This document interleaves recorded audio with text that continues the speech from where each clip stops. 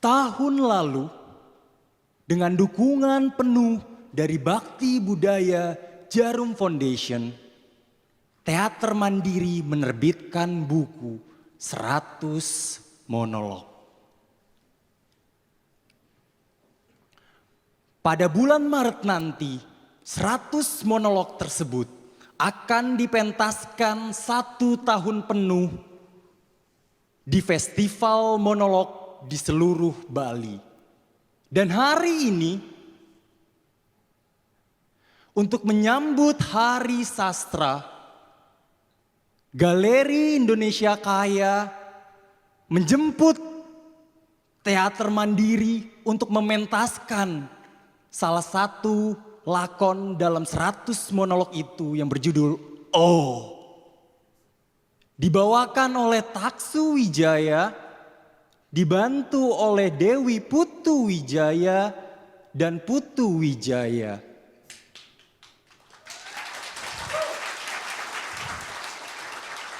Penata artistik Ari Sumirto, penata musik Muhammad Ramdhani, penata rias Penny Muhaji, dokumentasi Yanusa Nugroho, dan Karta, awak pentas Cahya, Kariza, Elvis, Ibnu Wardani, Ibeng, dan kawan-kawan.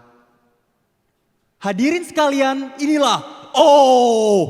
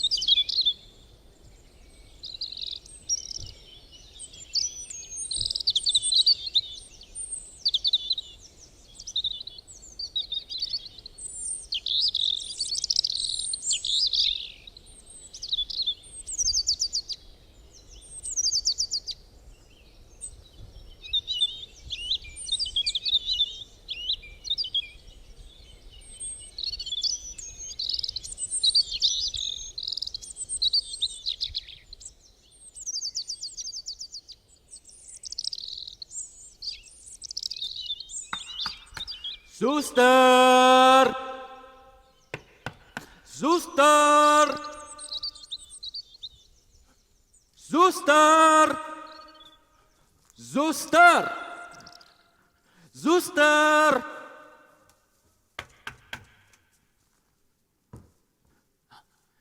Selamat pagi, Suster.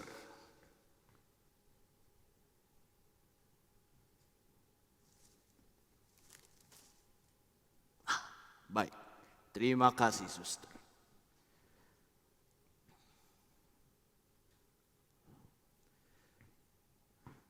Profesor, Doktor, Maestro, Superstar, Mahadewa Guru Sejati, aset bangsa, panutan semua orang, pakar hukum yang tidak ada taranya.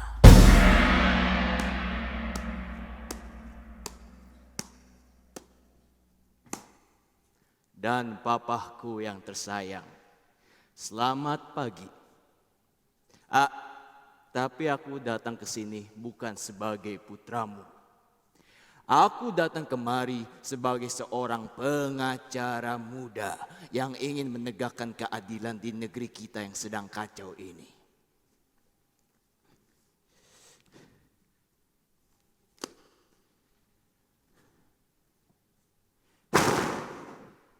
Aku tidak tahu apa yang akan dikatakan oleh para founding father itu terhadap keadaan sekarang, kalau mereka masih ada sekarang.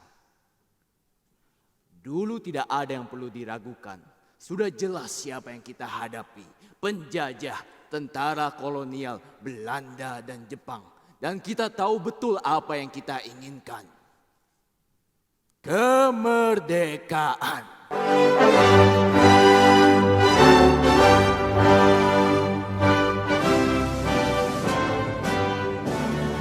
Proklamasi. Kami, bangsa Indonesia, dengan ini menyatakan kemerdekaan Indonesia. Hal-hal yang mengenai pemindahan kekuasaan dan lain-lain diselenggarakan dengan cara saksama dalam tempo yang sesingkat-singkatnya. Tapi sekarang kita tidak tahu siapa musuh kita. Ideologi, partai, komunitas, sekumpulan orang, siapa, apa. Kita dikepung oleh kabut yang tebal.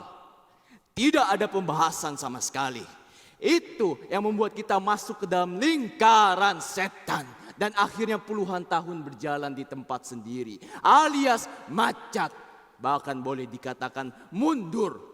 Di segala lini terjadi kemerosotan, penyalahgunaan kekuasaan, korupsi, manipulasi, bahkan pengkhianatan kepada revolusi. Dan sebagainya yang hanya membuat televisi dan koran kaya raya. Karena oplahnya meningkat drastis. Buset! Bullshit! Satu lagi. Lebay!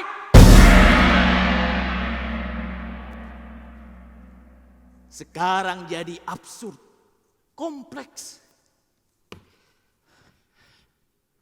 Apa? Apa? Apa? Iya, aku tahu. Banyak hal memang berbeda dan mesti berbeda. Karena kodratnya memang berbeda. Mustahil untuk dipertemukan. Iya. Seperti minyak. Iya, aku tahu. Kita mesti menerima kenyataan. Sebagai orang timur, kita mesti ikhlas dan pasrah. Sampai di situ aku mengerti. Aku setuju. Tapi kita juga tidak bisa menghentikan kebiasaan bermimpi. Karena itu juga bagian dari kenyataan. Fakta eksistensi manusia. Tanda ia mempunyai kemauan hidup yang diridhoi oleh yang di atas itu. Bahkan yang paling nyata dari semua kenyataan adalah mimpi. Karena itu yang lebih sering kita lakukan. Mimpi mengepung kita setiap hari. Mimpi mengepung setiap orang setiap detik. Satu orang bermimpi tentang persatuan membuat dia menjadi pahlawan dalam sejarah. Tapi kalau satu bangsa semuanya bermimpi, kalau semua orang ingin menjadi pemimpin, kita akan masuk lubang hitam terbelit kesulitan besar seperti sekarang. Chaos! Gila! Mana sound efeknya? Gila! Tapi apa boleh buat? Itulah kenyataan. Aku tidak menentang apa-apa. Kenapa harus menentang? Tidak, aku tidak ikut bermimpi. Setidak-tidaknya aku menolak ditulari virus ganas itu. Aku menyimpan satu pertanyaan yang kutanyakan setiap detik dalam hidupku. So what? Aku tidak datang sebagai putramu. Aku datang hanya sebagai partikel kecil dari sebuah mekanisme mesin raksasa yang bernama negara dan bangsa. Maaf, ini bukan promosi, tetapi fakta konkret. Kenyataan berkata, akulah harapan itu sekarang dan kau maestro, kau fenomena 4 zaman yang selalu mengajarkan aku supaya menerima kenyataan. Ini hasilnya. Ini hasilnya. Ini hasilnya. Ini hasilnya. Akulah ujung tombak pencarian keadilan di negeri kita yang sedang dicabik-cabik korupsi, terorisme, anarkisme, dan radikalisme ini. Kita sudah menyelusuri Eropa, membongkar apa yang dikatakan oleh para filsuf Yunani, Jerman, dan kemudian Prancis. Kita sudah menempelkan pikiran-pikiran Nietzsche, Karl Marx, Machiavelli, Freud, Jean-Paul Sartre, Albert Camus, Derrida, Foucault. Tapi lupa bahwa kita sebenarnya punya seorang pengacara muda yang ambisius, tapi jenius dan memiliki impian yang benar-benar dibutuhkan oleh negerinya sekarang. Ini orangnya, ini orangnya. Kau pasti mengerti apa maksudku. Siapa lagi yang harus memujiku kalau bukan aku sendiri yang paham betul apa yang sudah terjadi. Orang-orang itu terlalu sibuk main politik dan dikubur oleh ilmu pengetahuannya yang dicuri dari berbagai tempat sehingga lupa cita-cita NKRI yang sebenarnya. Aku tidak. Aku satu-satunya yang terbangun dengan pikiran masih waras, otentik di awal badai yang akan menghancurkan negeri kita ini. Aku tidak rela. Aku menolak kalau penderitaan 350 tahun pengorbanan yang dibayar dengan darah, nyawa, air mata akan habis begitu saja dalam satu demonstrasi orang-orang radikal.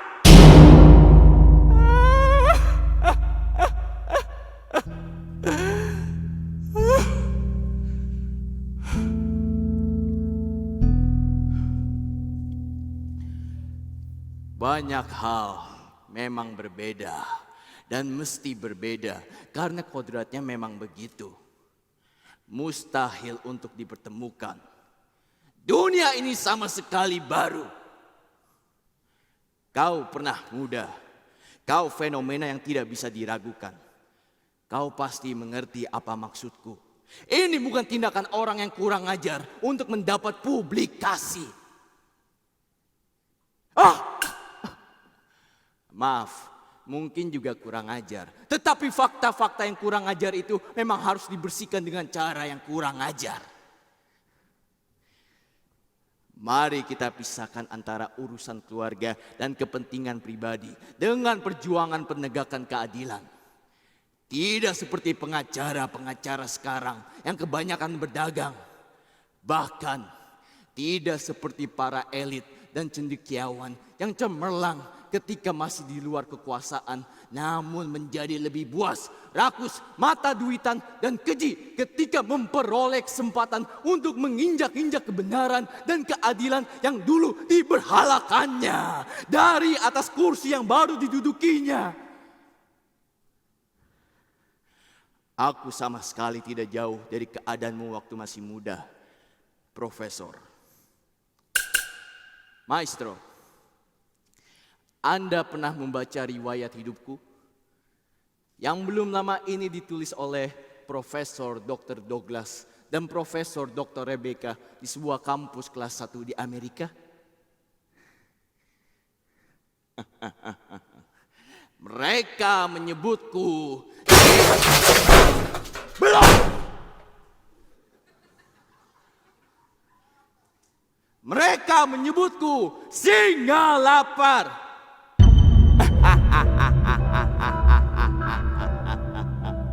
Singa lapar.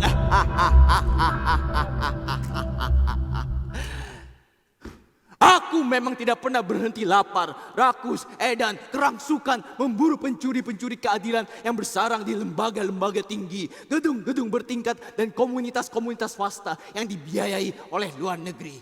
Merekalah yang telah membuat kejahatan menjadi budaya di negeri kita ini.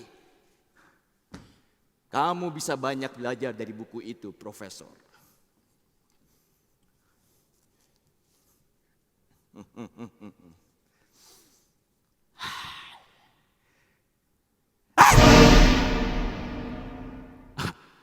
Maaf, ini hanya untuk dipegang. Aku tidak akan merokok. Baik, baik, baik.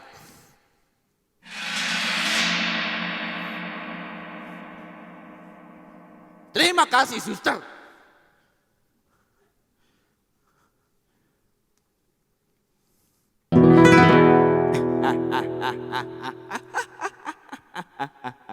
Sampai di mana tadi? Oke. Aku hanya mencoba mengangkat daguku untuk melihat perjuangan keadilan di negeri ini yang kini seperti macan ompong ini. Yang dengan sisa-sisa keperkasaannya bukannya berjuang tetapi malah menikmati. Menikmati kebangkrutannya.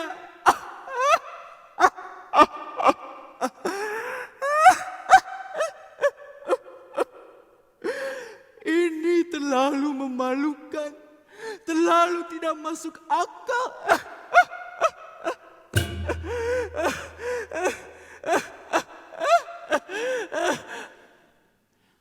Maaf, ini mahal.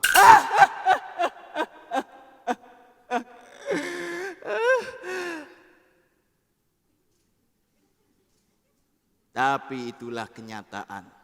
Kenyataan kita, generasi tua loyo, generasi muda bodoh, rakyat berlomba-lomba menggali kuburannya sendiri. Itulah akhir dari kebesaran Majapahit dengan Nusantara yang besar. So what? Oh my God, so what? So what? Amit-amit cabang bayi. Aku tidak datang. Sekali lagi, aku tidak datang untuk memuji atau menentangmu, Profesor. Maestro, Anda dengan seluruh prestasi Anda memang terlalu besar untuk dilawan, meskipun tidak bebas dari kritik-kritik. Aku hanya mencoba menunjukkan sederetan koreksi-koreksi terhadap kebijakan-kebijakan yang pernah Anda lakukan. Dan aku terlalu kecil untuk menentang, bahkan juga terlalu tak pantas untuk memujimu. Maestro, Anda sudah tidak membutuhkan pujian atau cercaan lagi. Karena kau bukan hanya pengadil yang adil dan bersih. Kau yang selalu benar dan sempurna. Tetapi kau juga adalah keadilan itu sendiri.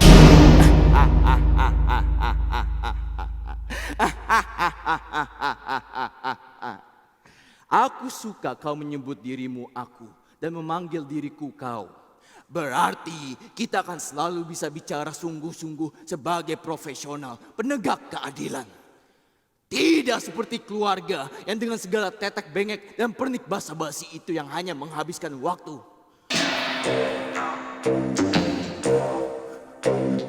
Kita sekarang 250 juta pohon mawar di Jamrud Khatulistiwa sedang sekarang.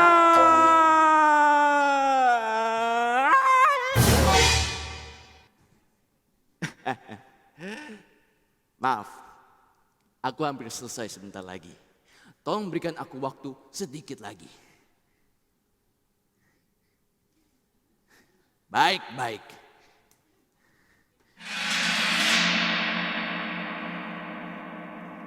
Terima kasih, suster.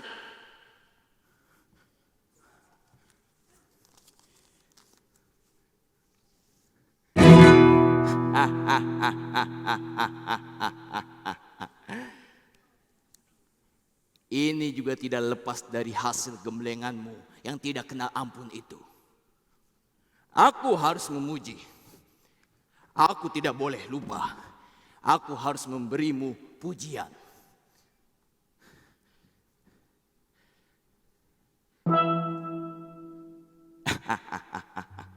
Maestro, seluruh prestasimu itu adalah monumen sejarah.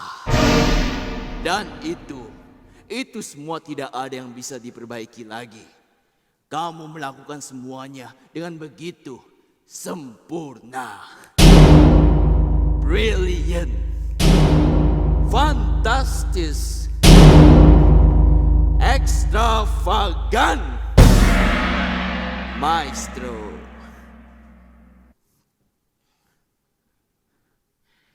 Tapi itu dulu bukan sekarang.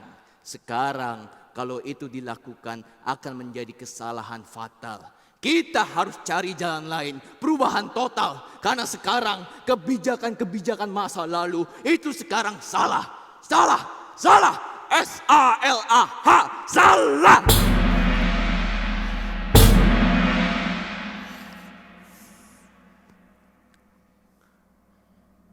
Maaf maestro, ini fakta, jangan tersinggung. Kau peningginya, macam betul aja kau. Apa? Apa? Apa? Apa? Apa? Apa?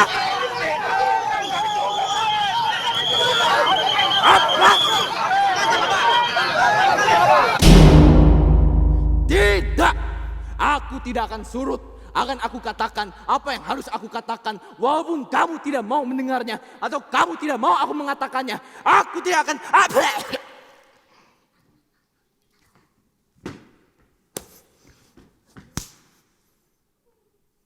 Nyamuk.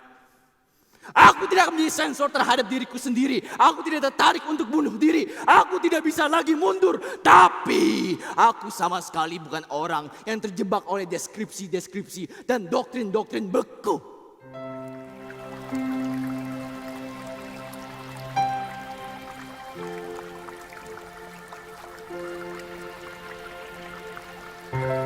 Seperti mata air di pegunungan.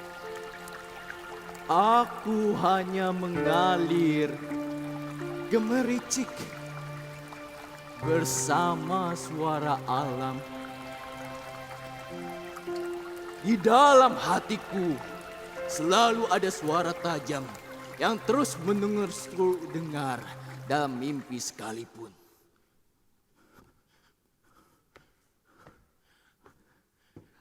Anak muda, kau dibutuhkan oleh bangsamu. Anak muda, kau dibutuhkan oleh bangsamu. Anak muda, kau dibutuhkan oleh bangsamu. Anak muda, kau dibutuhkan oleh bangsamu. Bro, aku datang kemari ingin mendengar suaramu.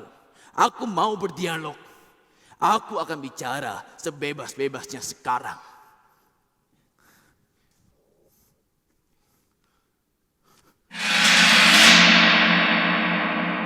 Begini.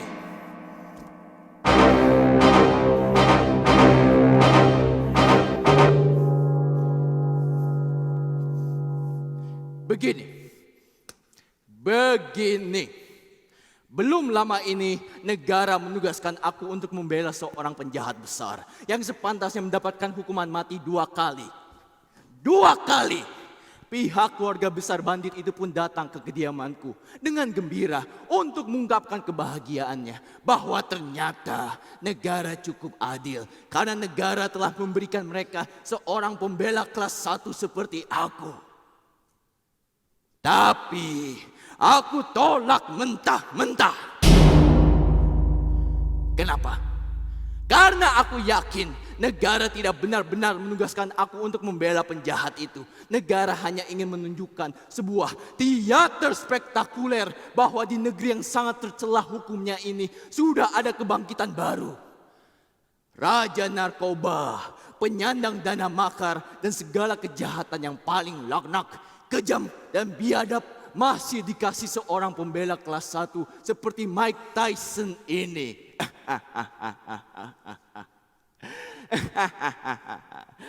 Itu bukan istilahku. Aku pinjam dari apa yang dikatakan oleh para pengacara-pengacara lain di sosial media untuk semua sepak terjangku. Karena aku selalu berhasil dan selalu memenangkan perkara yang aku tangani. Aku sebenarnya ingin mengatakan tidak kepada negara. Karena pemburuan keadilan tidak boleh menjadi sebuah teater. Tetapi mutlak hanya pemburuan keadilan yang kalau perlu dingin dan beku.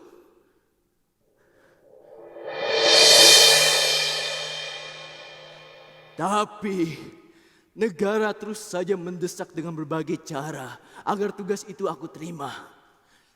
Di situ aku mulai curiga. Tak mungkin itu semua tanpa alasan.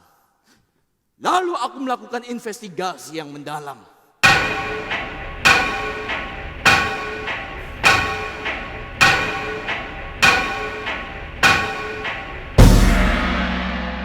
Dan kutemukan jawabannya.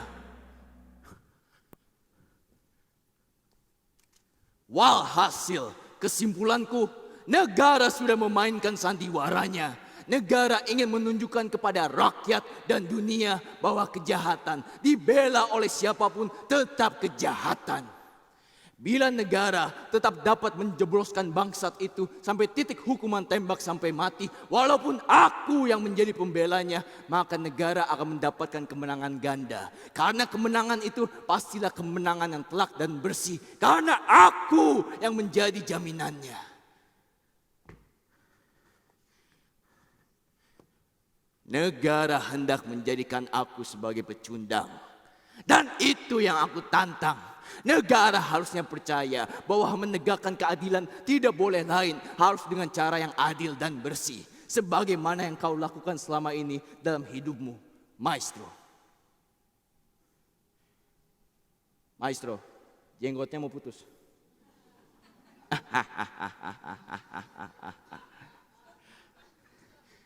Tapi Anda masih mendengarkan, bukan? Tapi aku datang ke sini bukan untuk meminta pertimbanganmu. Apakah keputusanku itu salah atau benar? Karena aku sudah menolak. Aku datang kemari karena setelah negara menerima baik penolakanku, bangsat itu sendiri datang ke kediamanku dan meminta dengan hormat supaya aku membelanya. Apa? Bilang apa tadi? Apa?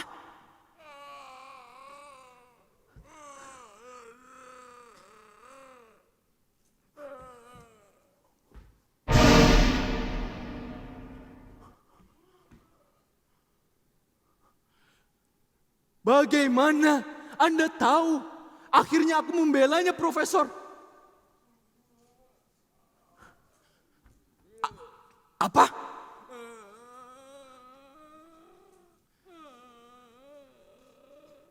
Sebab Anda kenal betul siapa aku.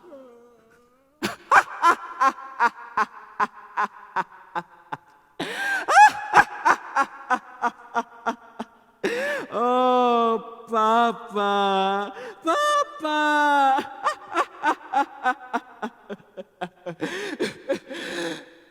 Iya, betul.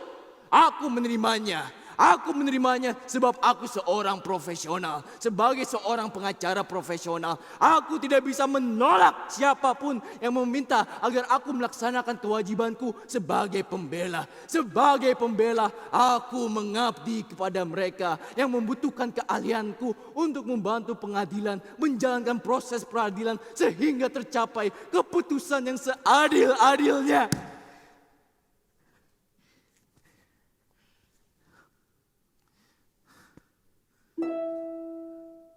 Jadi, sebenarnya itu yang ingin kutanyakan. Apakah keputusanku sudah betul? Apakah keputusanku sudah betul? Jangan dulu mempersoalkan tentang kebenaran. Tapi kita bahas bagaimana aku menunjukkan diriku sebagai profesional.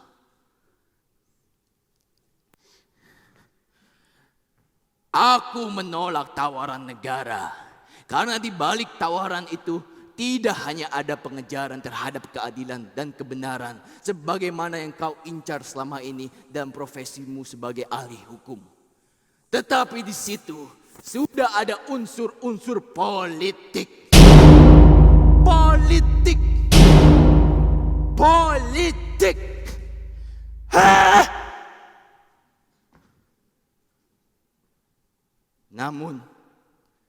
Namun,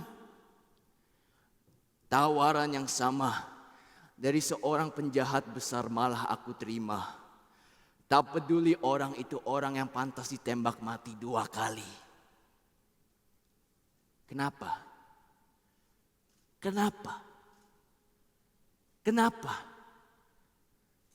Sebab aku seorang profesional. Sebagai seorang profesional, aku tidak bisa menolak siapapun yang meminta tolong agar aku membelanya dari praktek-praktek pengadilan yang kotor untuk menemukan keputusan yang paling pantas. Asalkan itu semua dilakukannya tanpa ancaman dan tanpa sogokan. Asalkan aku membelanya bukan karena ketakutan. Tidak. Kenapa takut? Sama sekali tidak. Bukan juga karena uang. Bukan juga karena uang. Aku tidak pernah bisa dibeli. Tidak pernah dan tidak akan. Itu justru yang membuat aku lebih kaya dari lawyer-lawyer mafia anggota peradilan itu. Bukan. Ini bukan soal duit. Aku sudah banyak punya duit. Aku tidak memerlukan duit.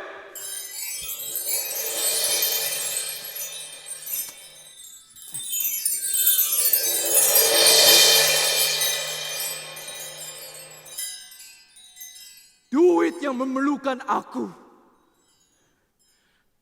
Bukan juga soal psikologis. Lalu karena apa? Karena apa? Lalu karena apa aku membelanya? Semua media, seluruh rakyat bertanya. Jawabanku hanya 2 kata. Karena aku mau membelanya. Titik. Karena aku memutuskan akan membelanya. Supaya dia menang. Tidak ada kemenangan dan pemburuan keadilan. Yang ada hanya upaya untuk mengejar apa yang paling benar. Karena kebenaran sejati, kebenaran yang paling benar mungkin hanya mimpi kita yang tak akan tercapai itu.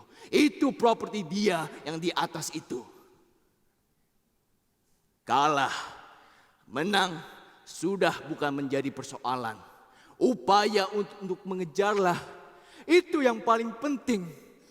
Demi memuliakan proses itulah aku menerima bajingan itu sebagai klienku.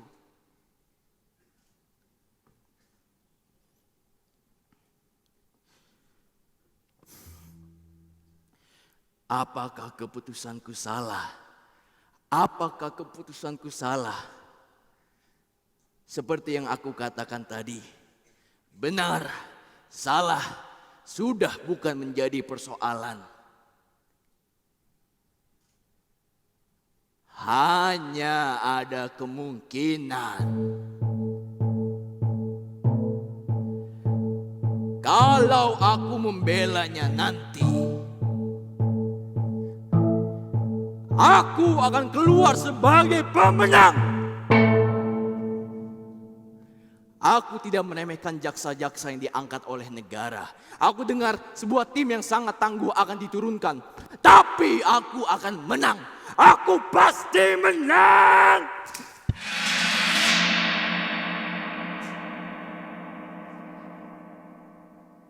Bagaimana aku bisa tahu aku akan menang? Bertahun-tahun aku hidup sebagai pengacara. Keputusan apapun sudah bisa aku baca walaupun perkara belum mulai. Bukan karena materi perkara itu, tetapi karena soal-soal sampingan. Aku terlalu besar untuk kalah saat ini.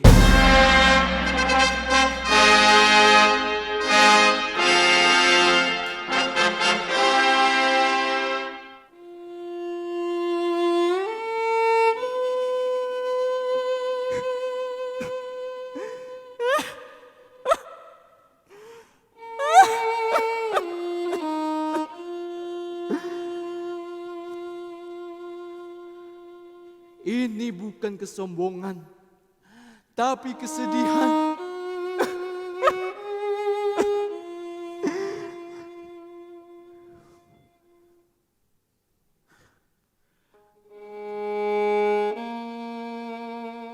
Jujur saja, aku akan menang. Penjahat itu akan dibebaskan karena aku akan memenangkan perkaranya. Sebab negara tidak siap. Negara hanya punya emosi, ambisi untuk menghukum mati, tetapi tanpa bukti. Dan itu yang membuat aku sedih.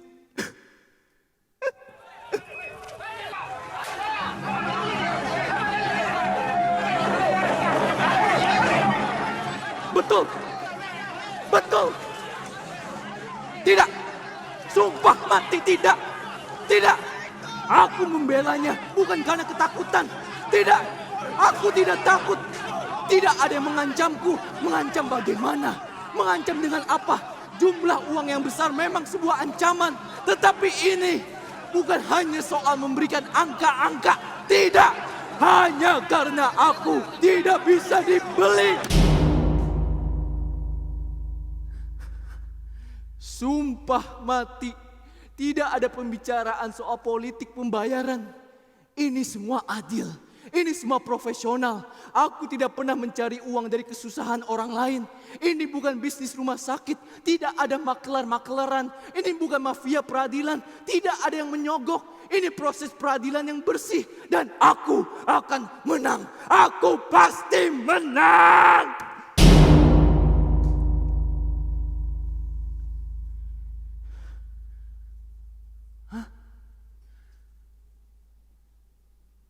Apa jadinya kalau aku sampai menang? Negara akan mendapatkan pelajaran penting. Jangan sekali-sekali bermain dengan hukum. Kejahatan itu terlalu berbahaya untuk dijadikan tempat perjudian martabat negara. Para pemimpin jangan keblinger.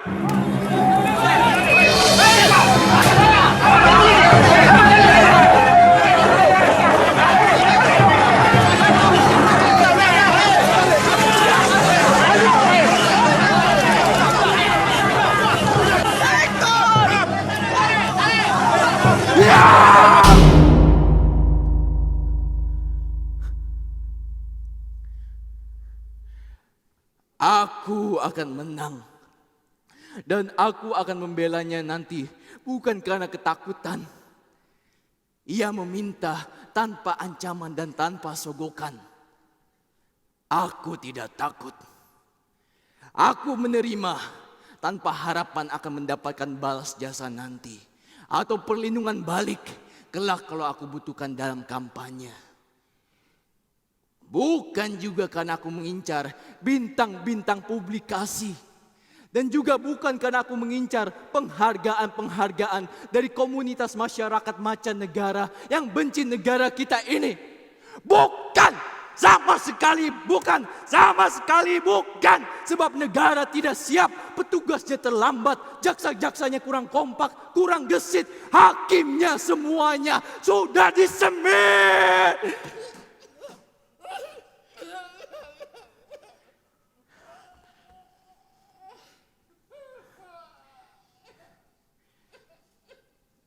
Oke, suster sudah mengusirku. Tidak ada lagi yang perlu dibahas. Sudah jelas. Aku tidak bimbang lagi. Silakan lanjuti istirahatmu.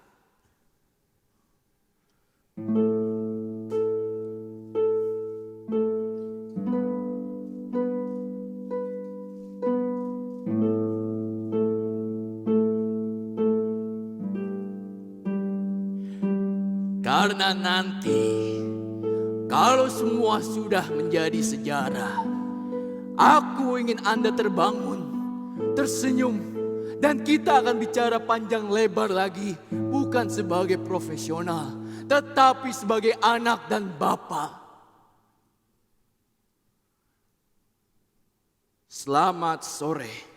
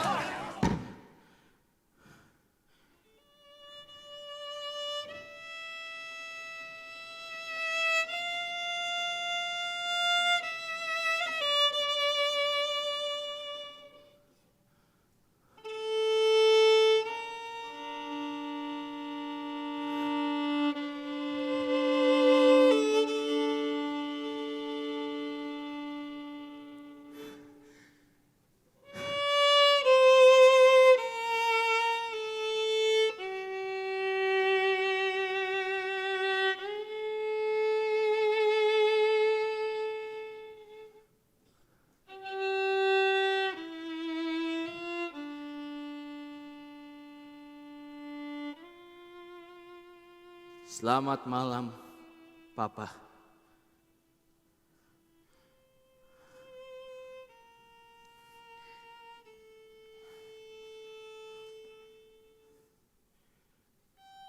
Maaf,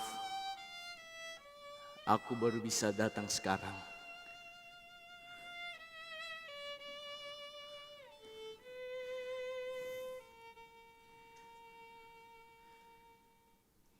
Iya. Iya. Seperti yang pernah kukatakan kepada ayahanda, peradilan ini terlalu tergesa-gesa. Aku telah memenangkan perkara itu. Dan itu berarti aku telah membebaskan bajingan yang ditakuti dan dibenci oleh seluruh rakyat di negeri ini.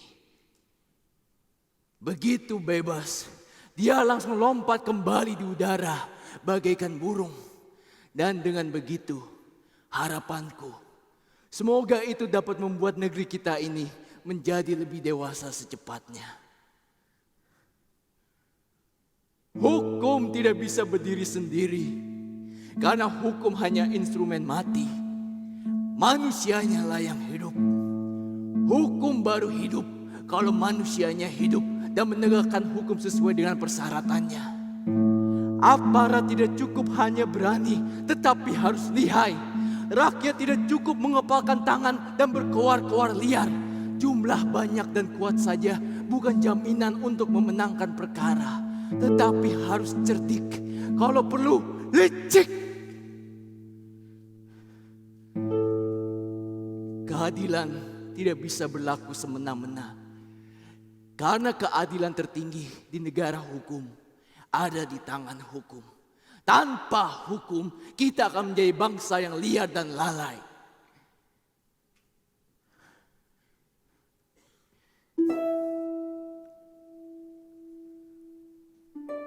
Semua yang aku rencanakan sudah menjadi kenyataan.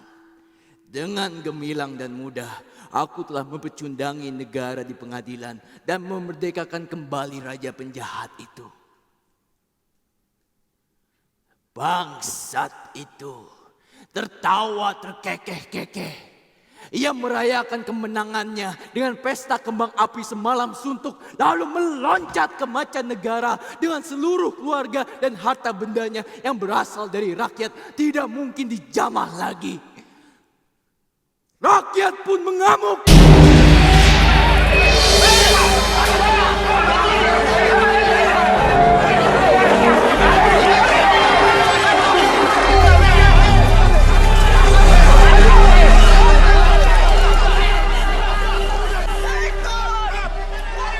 Mereka mengamuk, mereka terbakar dan mengalir bagai lava panas di jalanan.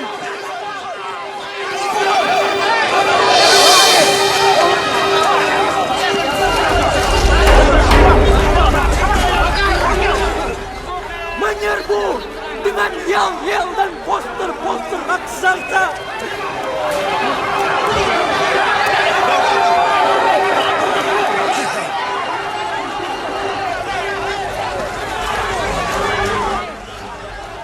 Gedung peradilan diserbu, dibakar.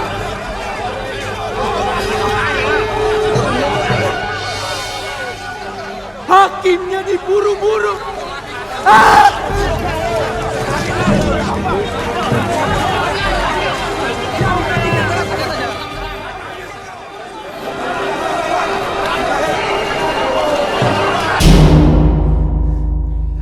Dan aku, putramu satu-satunya ini diculik.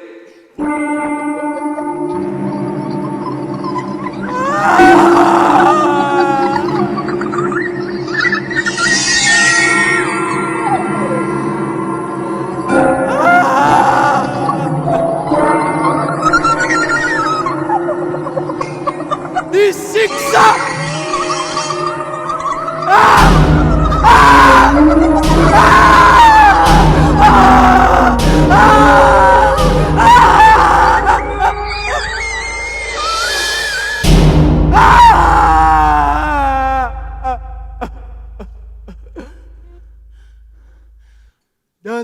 lalu dikembalikan sesudah jadi mayat.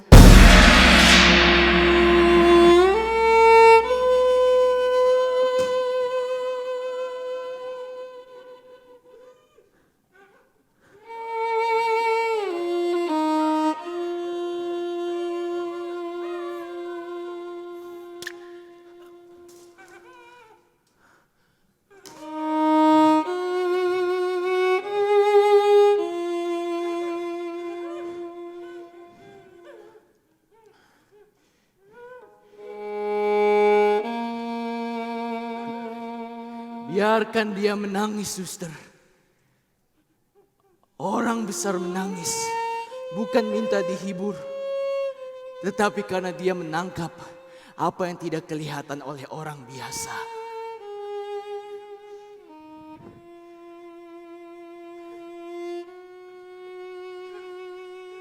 Terima kasih, suster.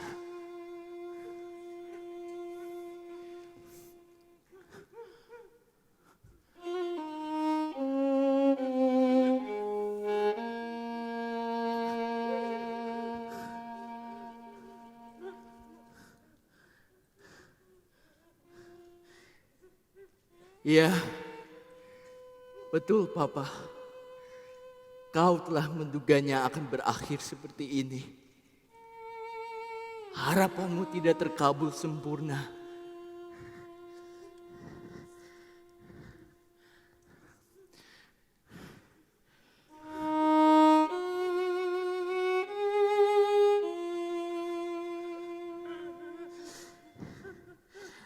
Aku minta maaf. Aku minta maaf.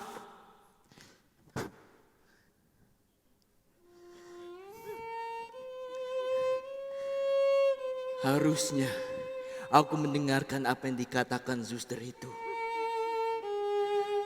Kau minta yang datang putramu, buah hatimu.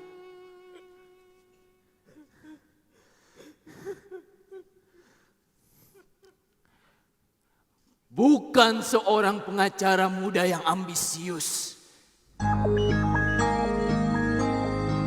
Pongah dan keblinger mengklaim dirinya realistis, membela amanat penderitaan rakyat, tetapi sebenarnya tak lebih dari sel-sel subversif yang telah ditumbuhkan dengan begitu rinci, cerdas dan sempurna di negeri ini oleh mereka yang tidak pernah menghendaki kita ada.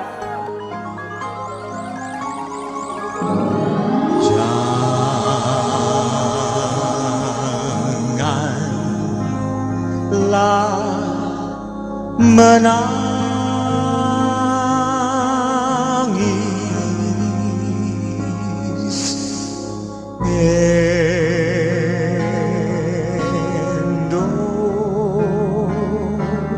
Indonesia.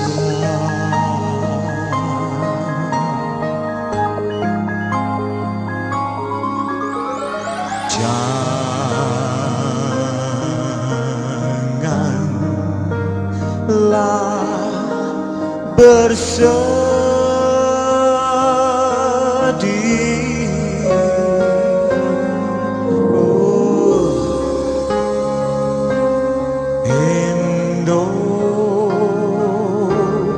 Indonesia.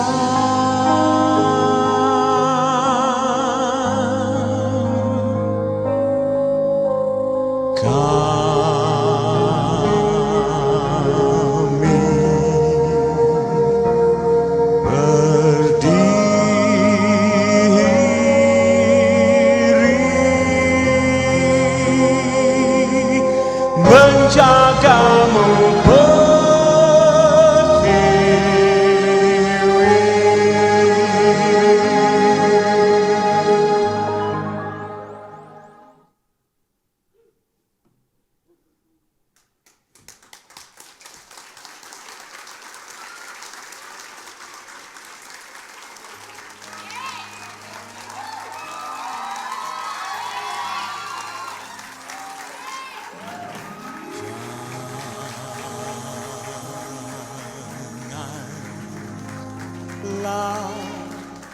menangis.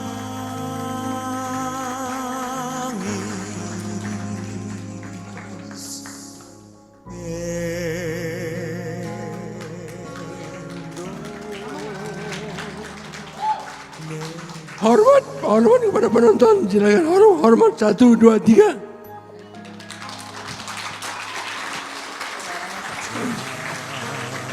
Suaranya serak. Terima kasih sudah hadir di tempat ini. Apa? Terima kasih kepada Bakti Budaya Jarum Foundation dan Galeri Indonesia Kaya. Tanpa mereka kami tidak akan ada di sini.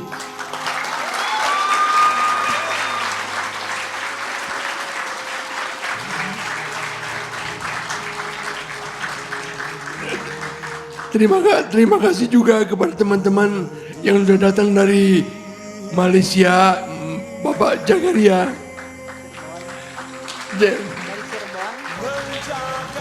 Dari Cirebon, dari Bandung, dan dari Siloam.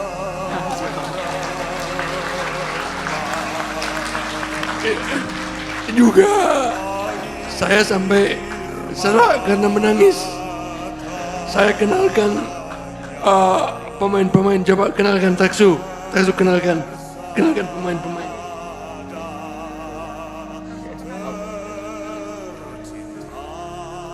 Baik, dari yang paling kanan penata musik Ramdan.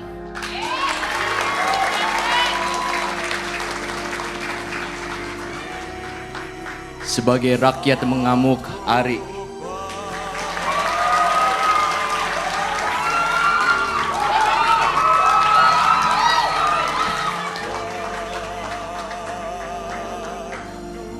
Penata rias, Tante Penny.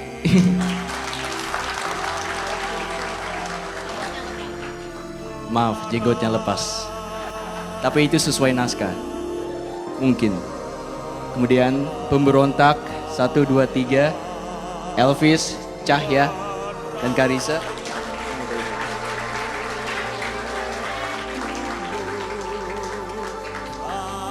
Baik, suster, ibu saya sendiri, Dewi Pramunawati.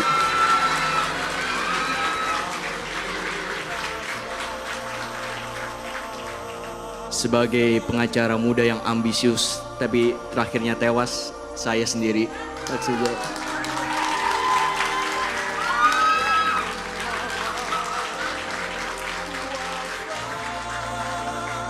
Dan tentunya untuk yang sebelum itu MC Ibnu Wardani. Nanti. Tapi sebelum itu tentu saja semua ini tak akan mungkin terjadi tanpa man of the show, yaitu sebagai ayah saya dan pengacara tua, Putu Wijaya.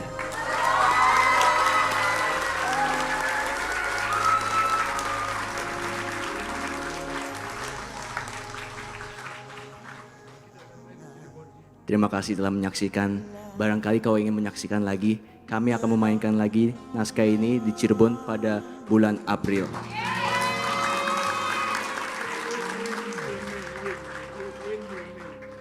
Dan juga UIN dalam bulan Mei.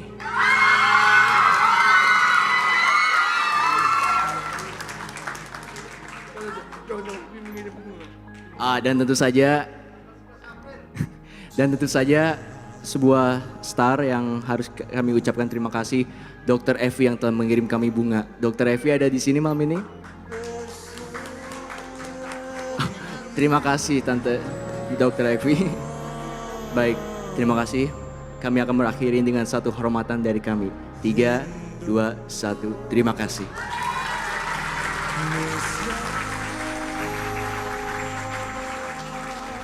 Oke, pementasan dari Teater Mandiri. Sebelum kita berpisah, kita akan foto bareng dulu